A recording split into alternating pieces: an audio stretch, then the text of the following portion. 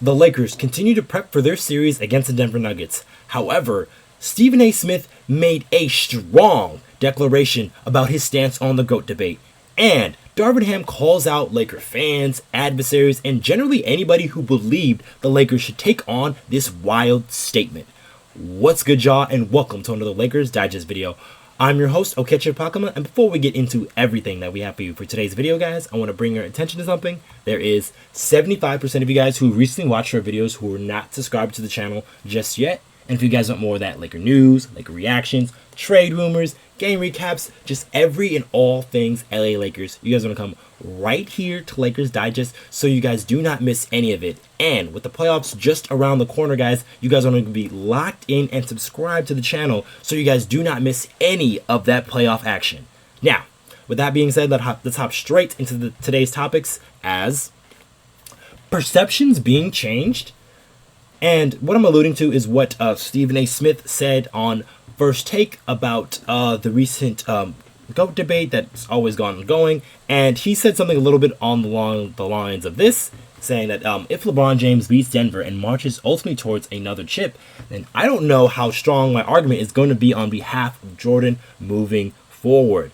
So that is definitely a very interesting statement, as Stephen A. Smith has been a very strong Michael Jordan believer, and him being one and LeBron James being second. Now, personally, I don't really care for GOAT debates, mostly because it really bogs down a lot of basketball talk, and it doesn't really take for account of the different eras and different roles that some players played in their era. But what Stephen A. Smith was essentially saying was just he was giving major props to the Denver Nuggets and how strong of a team they are. And that's what I think a little bit more of the focus should be there, as the Denver Nuggets really blew through the West last season and didn't have a true challenge against the Lakers as they swept them, though each and every game were tight, and I do think that's going to matter this year around, especially different personnel, different whole lineups. We have a whole preview for you guys tomorrow, but essentially just for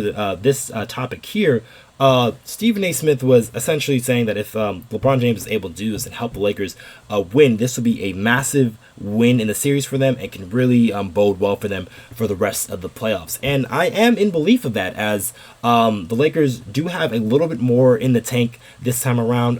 They definitely figure some things out, especially on the offensive end, that can really help them in this Denver series. And then also just to help, I guess, Stephen Smith in that little GOAT debate there. So having LeBron James surpass him and possibly get to another chip, which is definitely very far along down the lines for this Laker team. But if he's able to do something like that, that definitely can open the conversation for what a lot of people think of LeBron James, especially at this age, at year 21, where he played this most games since that championship year, that 2019-2020 year, and he was available and ready for the Lakers. He shot a career high 41% from three, which is very good for LeBron James, especially for a guy who's played all these years and hasn't shot that high of a percentage in his career, and he did it on a pretty good volume as well. And so if the Lakers are able to not only make the series competitive, but able to win the series, I do think this LeBron James being awesome would be a massive reason why the Lakers sort of like make that jump. But that kind of leads me to my next point here, which is something that's kind of annoyed me here for the past couple of days. And it's so Darvin Ham called out non-believers, and essentially I'm alluding to everybody who not currently believing in the Los Angeles Lakers, and that's to do with the fact that a lot of people thought that the Lakers should throw their play-in game against the New Orleans Pelicans in order to get in that 8th seed match to whoever, so essentially what the Kings are going to be playing for on Friday against the Pelicans. So they would want the Lakers to be in that game, and then hopefully the Lakers win that game and then get in the first round and play a more favorable matchup with an OKC team where the Lakers had shown some very good games against them in the regular season. So a lot of people were of the mind that the Lakers should do that. You know what Darvin Ham thought about that? So he essentially said that those people who had that thought or idea in their heads some of them just got outside of insane asylum, which I thought was very funny that Darvin Ham was able to say that after such a tough and frustrating game. But he also said something to the Laker team afterwards that the social media team caught, and he said they ain't ducking no smoke, ain't ducking no fades. And I do think that is a very empowering statement and important statement for Laker fans to get behind, because I truly do think this series can be a lot different for the Los Angeles Lakers, especially when it comes to challenging this Denver Nuggets team. I know they have lost 8 straight, and I know it seems like the Denver Nuggets play amazing every single time the Los Angeles Lakers play, but eventually some of that has to run out, and the Los Angeles Lakers have truly figured some things out, especially on the offensive side of the ball, that can give them a lot of leverage in this series against the Denver Nuggets. Now, like I said, we're going to get into a deeper video possibly tomorrow, but as far as for this one, the Lakers being able to not only, I think, challenge Denver, but give them a series that they can possibly win. I think it's going to come down to how well they're playing on the offensive side of the ball, and it's also the improvement of guys like D'Angelo Russell. Even Rui Hachimura from last season to this season, he's been a lot better for the Los Angeles Lakers, and then adding players like Spencer Dinwiddie and Gabe Vincent is definitely going to turn the tides for the Los Angeles Lakers and make this more of a series. Now, obviously, Denver has got that two-headed monster of Nikola Jokic and Jamal Murray, who Jamal Murray always plays out of his mind when he plays Lakers. Even another guy like Michael Porter Jr., who has really shown up for them massively, especially this season. He played a lot of games for them, especially for a guy who had a huge injury history. That's a massive deal for him. And then also Aaron Gordon, who is one of the few guys in the league that can give LeBron fits from an athletic and size standpoint. So he's a very good defender. And then he's also a guy that can be very switchable and can give some other guys problems on the roster as well. But it's going to come down to essentially the Lakers' resolve and their willingness, because I know there's a lot of guys on that team that remember last year and remember some of those feelings where they would have actually pretty good possessions and they would have very good defensive stops, but then the Nuggets would just hit absurd shots.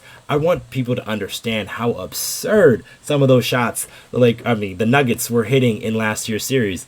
And so the Lakers now do have a bit of rest factor on their side, as with their games here against the Denver Nuggets, since it's in the first round, it is more spaced out, as the first and second games are about one game from each other, but the second and third game, since it is going to be contributed to travel, it's going to be more spread out. So a couple of games, I believe it's 3 days in between. So that kind of gives the Lakers a little bit of time to really rest up, especially in between traveling through cities. And that's only going to bode well for guys like LeBron James and Anthony Davis.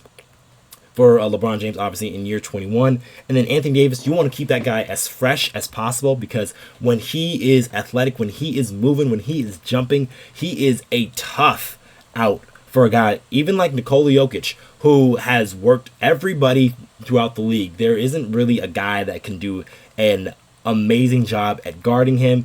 And Anthony Davis is a pretty good guy to have on your side. And then now with the Lakers starting Rui Hachimura, I do think they got a little bit more size and they're able to utilize that, especially when it comes to guarding guys like a Michael Porter Jr. So he's not getting those easy open looks that he can get over smaller guys that they played last season. And then also just him helping out on guys like Nikola Jokic and even Aaron Gordon around there on that dunker spot. But like I said, we're probably going to get into a deeper video tomorrow on this channel. But let us know what you guys think about in the comments down below of what you think the GOAT bait should be if Stephen A is right, and if LeBron James is able to help the Lakers not only win this series against the Nuggets, but also take us all the way. And then what do you think about some of those comments that some people were having about the Lakers should have tanked that game against the Pelicans and then hopefully try to win that game against the Kings to get into that 8th match? Because I am a firm non-believer that you shouldn't do that, and it's just kind of can end up like bad karma.